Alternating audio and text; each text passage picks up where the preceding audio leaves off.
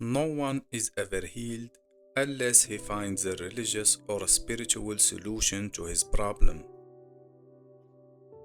What if addiction isn't just about chemicals or bad habits?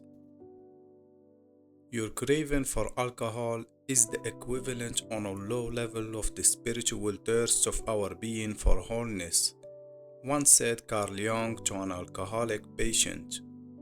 Jung considered addiction to be a misdirected spiritual longing. It is a manifestation of a spiritual thirst. He famously and deeply explained the Latin word spiritus, which means both spirit and alcohol, explaining that addiction is a misguided attempt to fulfill a spiritual need. Individuals struggling with addiction are oftentimes yearning for wholeness and meaning. They seek a transcendent experience, a connection to something greater than themselves. Another way of healing is through the numinous experience.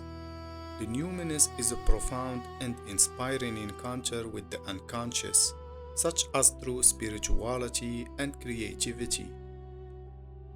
Carl Jung had two archetypes for the addict: the wounded healer, where many addicts become healers after recovery, and the hero's journey, where addiction is a descent into the underworld followed by transformation. Finally, Jung played a significant role in creating the Alcoholics Anonymous.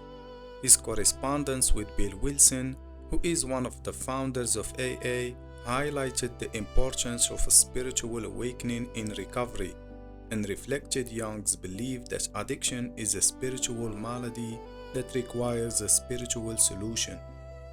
In essence, for Jung, addiction isn't just a flaw.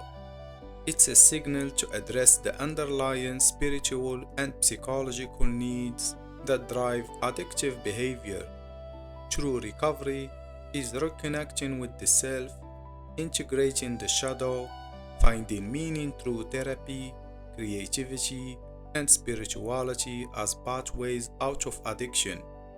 He said, "All the greatest and most important problems of life are fundamentally insolvable. They can never be solved, but only outgrown.